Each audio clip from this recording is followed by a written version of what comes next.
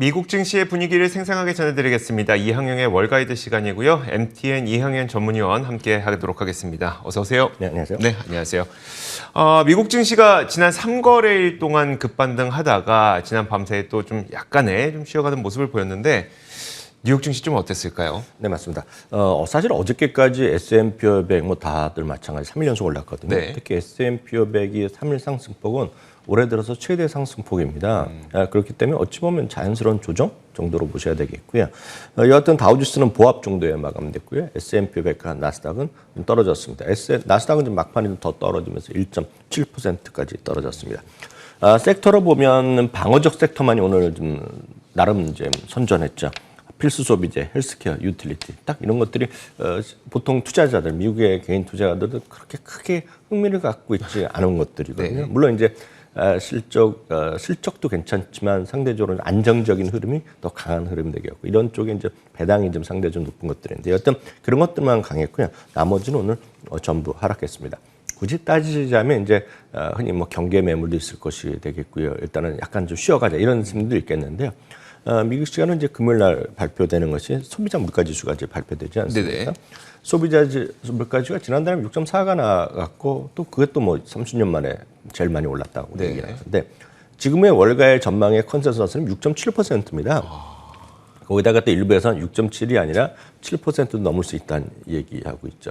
어저께도 건드라우 얘기 잠깐 해주지만 건드라우 내년에 7%도 훌쩍 넘을, 연간으로 넘을 거다. 그런 얘기도 하는 사람도 있거든요. 여튼 그런 것에 앞두고 뭔가 좀 불안한 심리. 왜냐하면 이게 당장 다음 주에 이제 FOMC 열리지 않습니까? 네네. 거기서 또 뭔가 속도감이 빨라질 수 있다. 이런 걱정들이 있는 거죠. 그런 것들이 좀 나왔습니다. 관련해서 몇 분의 코멘트만 좀 인용해 드리겠습니다. 시티그룹의 수석 이코노미스트인데 베로니카 클락이라는 분입니다.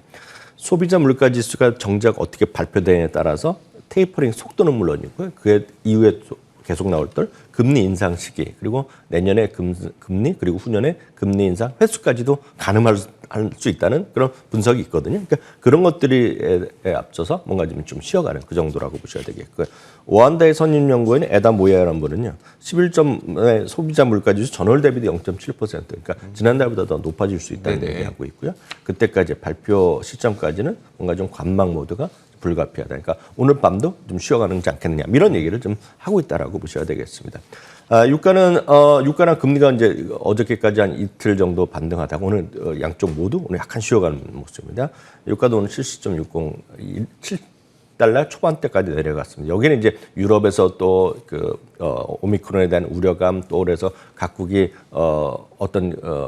뭐 셧다운까지는 아니지만 뭔가 네네. 조금 더 이동에 제한을 준다거나 입장에 제한을 는 그런 이슈가 계속 나오잖아요. 그러니까 그런 것들에 대한 영향도 있다고 보셔야 되겠고요. 금리도 오늘 소폭 다시 내려가는 모습. 어제는 이 시간에 1.5%로 회복했다고 얘기했는데 오늘 다시 1.4% 수준으로 좀 금리가 내려오는 모습이 되겠습니다.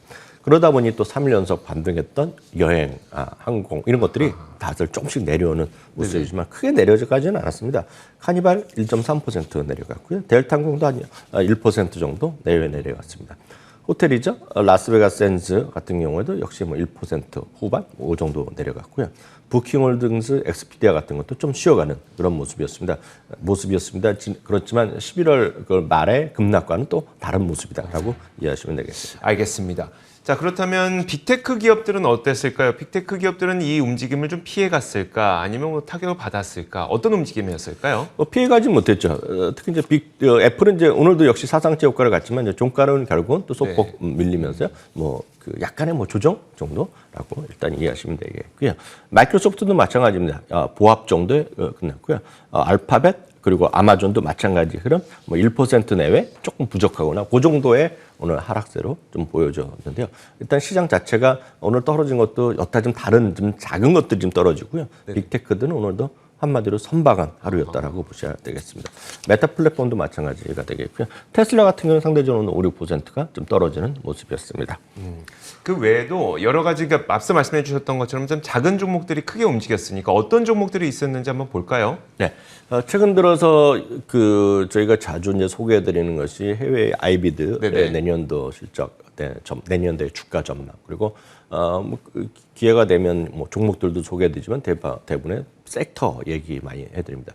섹터가 이제 가장 많이 공통적으로 나눈 것이 내년에도 역시 에너지나 금융 이런 것들이죠. 사실 그렇지만 에너지 금융은 작년 말부터 그런 기대감이 많이 있었고 실제로 많이 올랐습니다. 네네. 그렇지만 이제 미국에서도 개인 투자가들이 그런 쪽에 큰 관심을 갖지 않는 것이 분명히 맞습니다. 미국에 이제 특히 미국의 밀레니얼들 이런 쪽에 큰 흥미를 못 갖고 있고 당연히 우리나라도 마찬가지인데요. 사실 여기에 지금 하나가 더 들어가 있습니다. 올해는. 그러니까 상당히 많은 아이비들이 시장을 내년에 좋게 보건 아니면 부정적으로 보건 간에 관심 있는 것이 헬스케어 내년에 관심이 있습니다. 이게 하나의 큰 특징입니다. 그래서 헬스케어는 다양한 분야가 있지만 거기에 병원도 있겠고요. 의료보험도 있겠고 의료기기도 있겠고 뭐 여러 가지가 있죠. 바이오 제약 같은 것들이 있는데요. 이런 쪽이 뭐가 좋을지 모르지만 그런 쪽이 다 꾸준히 좋습니다. 지금요. 그 중에 하나가 대표적인 것이 이제 CVS 헬스 같은 경우가 있습니다. 네네. 이것은 민영 보험도 하고 있고 이것은 약국 체인도 하고 있고 이런 쪽인데요. 이게 지금 신고가를 계속 가고 있습니다. 오늘도 마찬가지 긍정적인 흐름을 갖고요. 오늘 이제 회사에서 우리를 보면 IR을 하는데요. 네네. 그 앞두고 나서 가이던스를 내년에 상향시켜 놨습니다. 이게 그런 것들이 좀 흥미로운 부분이 되겠고요. 최근에 여튼 테슬라지만 리비안의 상장을 앞두면서 또 루시드도 또 많이 네네. 하잖아요. 그래서 이런 것도 자동차 좋아하시는 분들은 루시드가 뭐 엄청나다 얘기를 많이 하는 거 아닙니까? 그래서 루시드의 고급 라인들, 네네. 그래서 테슬라보다 더 오래 가고. 그래서 제가 이제 저도 자동차 그쪽은 정확히 잘 모르지만 사람들이 하는 얘기를 제가 들어보면 미국에서도 마찬가지 그런 표현을 하고 있던데요. 이게 테슬라랑 페라리랑 합친 거다. 뭐 이런 얘기까지 하는 분 있습니다. 맞아요, 어찌됐건요. 맞아요. 근데 여튼 루시드는 최근에 고점 대비 또 많이 떨어지고 있습니다. 이제 전환사채를 발행한다는 거 뉴스가 났는데 어제 나온 뉴스인데요. 오늘 이제 제대로 반영됐죠. 17억 5천만 달러 전환사채. 리비안도 뭐 같이 좀 떨어지고 있는데요. 리비안은 최근 들어 금주 초에 말씀드렸다시피 대규모의 일단 많은 아이비들이 의견을 냈습니다. 네네. 전체는 뭐 좋다는 것도 있고 나쁘다는 것도 있지만 한 7대3 정도로 매수 의견 그리고 약간 보수적. 다만 시장에서 이들이 한결같이 얘기하는 것이 장기적 관점이다. 네네. 보셔야 되겠고요. 오늘 리비안 오늘 다 같이 떨어졌습니다. 루시드, 리비안, 테슬라 이런 전기차들이 다 떨어졌고요. 사우스웨스트 항공입니다. 제퍼리스에서 매수해서 중립으로 내렸습니다. 목표 주가도 60에서 45달러까지 내려놨고요. 요즘 보면 증권회사들이 그 섹터별로도 애널리스트들이 탑픽을 속속 발표하고 있는데요. 네네. 소재 업종에서 제일 큰 것 중에 하나는 뭐 알코아입니다. 전 세계에서 가장 큰 거예요. 알루미늄 세계 1위 기업인데요. 모가 스탠리에서 소재 업종 톱픽으로 얘기했고요. 저도 많이 얘기했던 기업이 썬런입니다. 이게 적자 회사인데 내년도 이후에 이제 어떤 긴 흐름에서 태양광에 대한 관심 지속 뭐 이런 것들이거든요. 네네. JP모건에서 태양광 관련 탑픽으로 오늘 제시했고요. 포드는 뭐 주가는 이제 20달러 한두 번 터치하고 나서 계속 18달러, 뭐 17달러 수준을 갖고 있는데요. 이제 미국에서 가장 관심은 F150 라이트닝이거든요. 네네. 근데 오늘 그 CEO가 또 흥미로운 얘기를 했습니다. 이 주문을 이제 더 이상 못 받는다. 주문을 못 받는다고요? 네, 주문이 지금 주문창이 막혔습니다 지금요. 그래서 너무 지금 폭주해갖고요. 너무 많아서. 네, 언제 인도화 지금 하고 있는데 무슨 3년 후, 2년 후 하면 안 되잖아요. 네네. 좀 컴플레인이 많아서 그런지 모르겠습니다만 일단 주문 접수를 중단했는데 이거는 수요가 너무 많다고 합니다. 그러니까 그런 것도 좀 보시면 좋겠네요. 알겠습니다. 자, 포드가 주문 폭주로 인해서 오히려 주문을 접수를 중단했다고 합니다. 그만큼 수요가 많다는 얘기겠죠. 자, 골드만삭스에서 이제 그 내년의 증시 전망을 내놨어요. 어떻게 내놨을까요? 좀 좋게 봤어요? 네, 골드만삭스를 이제 다시 한번 정리해드리겠는데 그 앞서서 하나 먼저 말씀드리면 네. 그 한국과 미국 주식시장의 전문가들, 그래서 증권사 입장이 완전히 다른 게 하나 있습니다. 계속 똑같은 반복 말씀드려서 그렇지만 한국은 몰려다닙니다. 의견 자체가. 네. 그래서 예를 들어서 내년에 한 3,400 언저리, 3,300에서 3,400 이 언저리에 다 가 있을 것 같습니다. 제가 보기에는. 네네. 제가 자세히 안 봤지만. 그리고 내년에 갑자기 어떤 우리나라 특정 증권사에서 지금이 3,000 조금 안 되고 왔다 갔다 하고 네네. 있지 않습니까? 내년에 누가 2,500 간다는 증권사 없을 겁니다. 없겠죠. 대부분 비슷한 의견을 갖고 네. 있는데요. 미국은 완전히 열려 있습니다. 그러니까 그렇다고 절대로 이 사람들을 비판하지 않습니다. 왜냐하면 그들이 맞추면 그들의 시각에 맞다 그러면 그거에 관련된 투자할 방법이 넘쳐나거든요. 미국은요. 네. 개인들도 할 수 있고 미국도 할 수 있습니다. 그런데 내년에 특히 편차가 크다는 겁니다. 편차가 크기의 정도가 20%입니다. 예를 들어서 제일 위가 이제 5,300 정도를 네네. 얘기하고 있고요. 자네가 4,300, 4,400을 얘기하고 있으면 그 폭 있죠, 폭. 폭이 이 그림인데요. 폭이 20% 정도 나와서 최근에 10년 정도 보면 두 번째로 높습니다. 네, 두 번째로 높습니다. 그것은 그만큼 내년에 대한 시각이 완전히 다르다는 겁니다. 그러니까 계속 드렸던 것이 내년에 예를 들어서 그런 거 있지 않습니까? 서플라이 체인 이슈가 내년 공급망 이슈가 해소된다는 것이 JP 모건, 특히 제이미 다이먼 회장은 이미 지나갔다는 겁니다. 저 뒤에 있다는 안 보인다는 얘기를 정도 하고 있고요. 뱅크 오브 아메리카는 내년에 더 심화된다 얘기야. 그러니까 완전히 갈려 있는데 그래서 이것은 전혀 다른 얘기가 아니라 똑같은 거를 지금 다른 보고 있기 때문에 시장은 여전히 이런 관점에서도 한쪽이 좋으면 확 올라갔다 떨어지면 야 내가 만졌다면서 내년이 변동성이 커질 수 있다는 것을 시사하는 정도다라고 이해하시면 되겠고요. 주식은 어떤 방향일지는 모르기 때문에 내가 내년에 여전히 긍정적으로 본다 그러면 시장에 대한 지수로 그냥 사시면 되겠고요. 나 아무리 봐도 내년에 쉽지 않다 그러면 주식이랑 채권이랑 뭐 여러 가지 좀 안정적인 주식이라면서 포트폴리오 하는 방법 그런 방법들은 저희가 또 월가주나 이런 쪽에서 자주 말씀드리잖아요. 그렇죠. 포트폴리오를 할 수 있는 것들이 방법이 5만 가지가 있기 때문에 그런 것들이 여러분들 관심 갖고 보시라고 말씀드리겠습니다. 골드만삭스입니다. 골드만삭스는 내년에 여전히 좋다고 보고 있고요. 골드만삭스의 대표 인물은 데이비드 코스트입니다. 내년도 S&P 500의 목표 지수는 5,100입니다. 5,100이면 현재보다 10% 위가 되겠는데요. 제일 걱정은 이제 오늘도 마찬가지 인플레이션 아닙니까? 네. 근데 인플레이션 되면 한 여러분 한번 곰곰이 한번 생각해 보시면 되겠습니다. 이분의 주장이 와튼 스쿨의 제레미 시걸이 금년 5월부터 그렇게 얘기하는 겁니다. 그분도 지금 10% 시장 조만간 떨어질 수 있다고 얘기하고 있는데 그분도 이런 얘기를 했습니다. 그래서 금리가 인플레이션 때문에 물가도 올라가고 이렇게 되면 기업들도 어려워지고 그러니까 주식을 빨리 팔아야 되는 거 아닙니까? 그렇게 얘기할 수 있잖아요. 그래서 다들 어렵다는 거 아닙니까? 그럼 여러분들 한번 생각해 보세요. 주식을 팔아갖고 그 돈을 갖고 뭘 하겠냐는 거죠. 물론 생활비도 쓸 수 있고 뭐 용돈도 쓸 수 있겠지만 실제로 재테크하는 사람 입장에서 뭘 하겠냐는 거죠.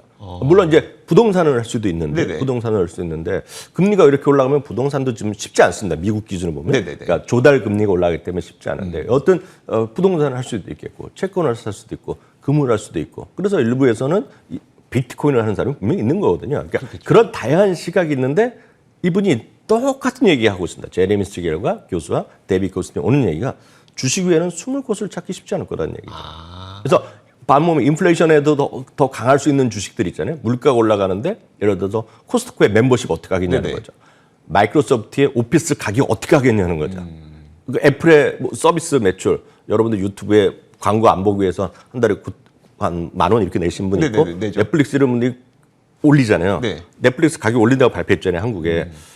안 하는 사람이 있겠죠. 그렇지만 숫자가 크게 변동이 없을 거거든요. 그런 것들은 살아있을 거 아닙니까? 지금 그렇게 이익이 줄어들 수 있고 조달금리가 비싸면 걱정이 되겠지만 그런 기업들이 또 넷플릭스 정도 대회하고는 조달할 일이 별로 없습니다. 지금에. 그보다 이자 비용을 수익을 더 낼 수 있기 때문에 그런 거에 관점에서라도 목표 눈높이는 낮출 수는 있겠으나 그래서 이분들 얘기는 주식 위에는 갈 것이 별로 없다.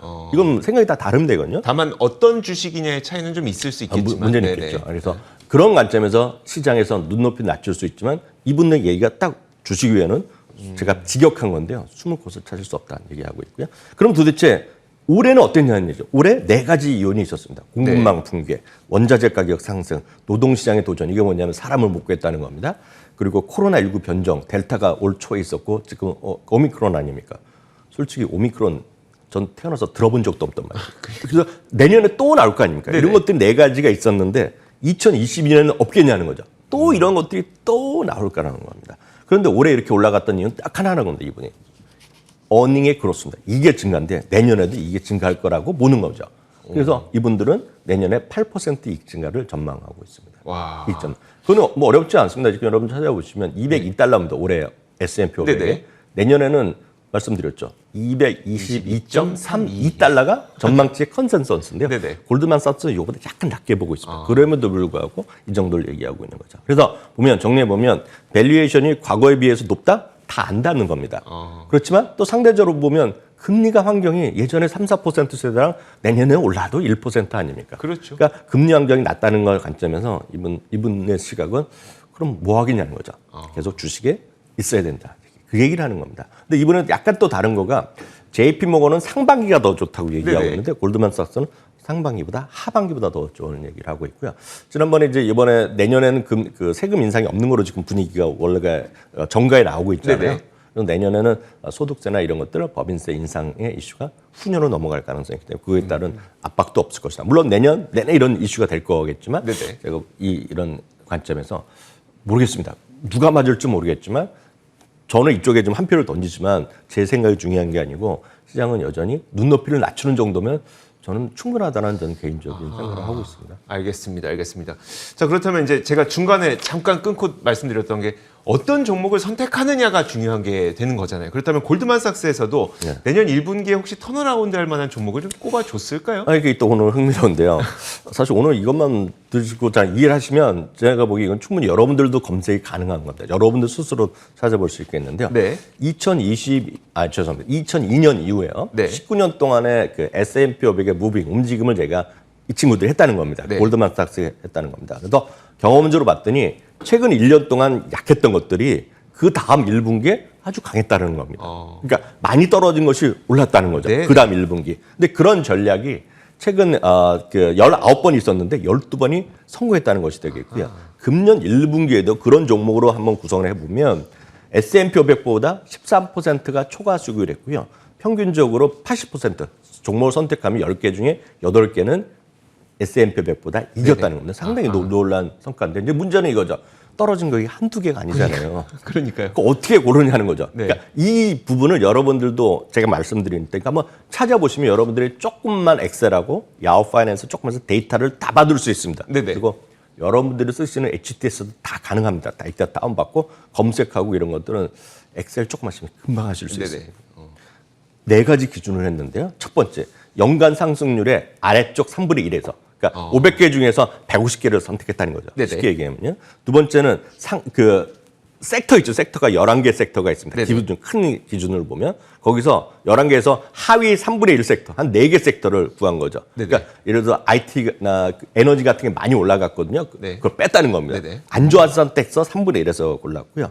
그리고 연간 고점 대비, 각 고점 대비 하락폭 있죠. 고점 대비 하락폭에서 낮은 3분의 1. 그러니까 많이 떨어진 거, 고점 대비 많이 떨어진 거를 골랐어요. 근데 거기 보면 너무 이상한 기업이나 실적도 형편없는 거 있고 그쵸. 의견도 매도 있는 거, 뭐 어떤 특정한 것들 다 여러분들 머릿속에 있을 것 같습니다. 그런 것들은 과감히 빼고 골드만삭스에서 매수 의견을 갖고 있는 거 봐. 이거는 여러분들도 찾으실 수 분명히 있습니다. 한국도 이거 충분히 가능한데 네네. 거기서 종목을 딱 5개를 뽑았습니다. 네. 근데 저는 여기서 동의하는 것도 있고 동의하지 않는 것도 않지만 근데 이건 팩트니까요. 그대로 설명드리면 네네. 버라이즌이 들어갑니다. 어허. 버라이즌 통신사인데 아주 재미없었습니다. 다음은 암젠이죠. 제약사입니다. 흥미로운 거가 쉑쉑이 들어갑니다. 네. 그래서 저는 쉑쉑이 이제 약간 눈에 띄더라고요. 네. 그리고 라스베가스 샌즈입니다. 카지노 회사인데 저는 이런 쪽에 좀 관심이 있습니다. 주가 다 재미없을 수밖에 없는 겁니다. 이것들이. 그렇죠. 마지막이 유나이티드 에어라인인데요. 5개를 했으니까 여러분들 이런 거는 예고 여러분들 충분히 기준 갖고 찾아보실 수 있을 것 같습니다. 알겠습니다. 자, 이렇게 진짜 뭐 내년 시장에 우리가 새롭게 또 들어가 볼 만한 종목들까지 골드만삭스가 어떤 것들을 좀 선정을 해놨는지 한번 살펴봤습니다. 지금까지 이항영의 월가이드 시간이었고요. MTN 이항영 전문위원과 함께 이야기 나눠봤습니다. 고맙습니다. 자, 저희 굿모닝 글로벌도 여기서 마치도록 하겠습니다. 이어지는 출발 성공 투자도 많은 시청 부탁드리도록 하겠고요. 잠시 후 7시 20분에 저희 굿모닝 글로벌의 공식 유튜브 채널이죠. 월가워즈 라이브 방송도 준비되어 있으니까요. 미국 시황 보시기 위해서 라이브 방송도 많은 참여 부탁드리겠습니다. 함께해 주신 여러분 고맙습니다.